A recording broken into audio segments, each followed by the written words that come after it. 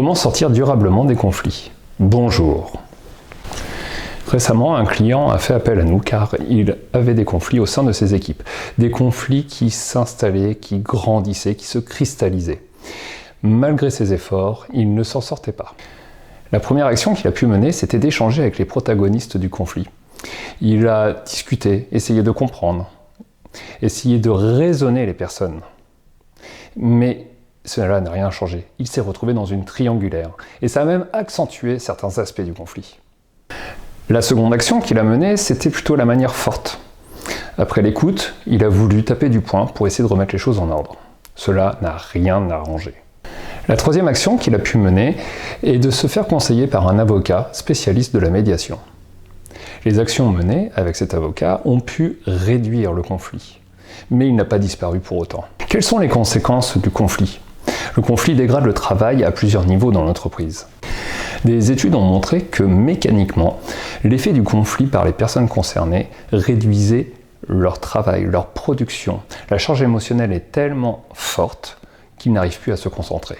Les conflits ont également un effet, un impact sur l'ambiance de travail. Et les témoins de conflits se retrouvent désengagés du collectif.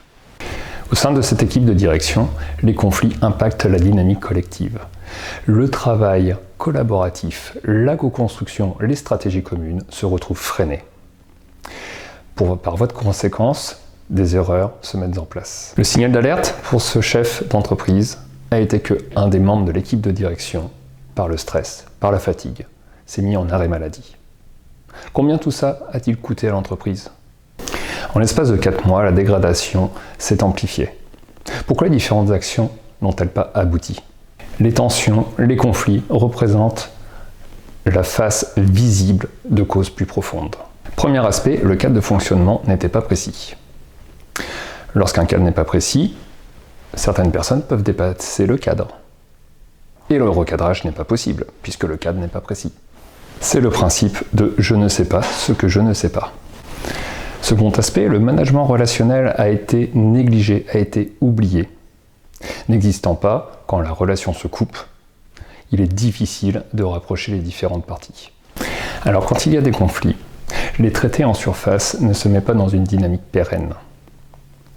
Lorsqu'il y a des conflits, à la question « est-ce que je dois me séparer de cette personne ?» Dites-vous que ce n'est pas une histoire de personne, mais de comportement. Les comportements sont souvent liés à des racines, des dysfonctionnements plus profondes au sein de l'organisation. Traiter ces racines, c'est changer les comportements, et donc faire disparaître les conflits. Merci, au revoir.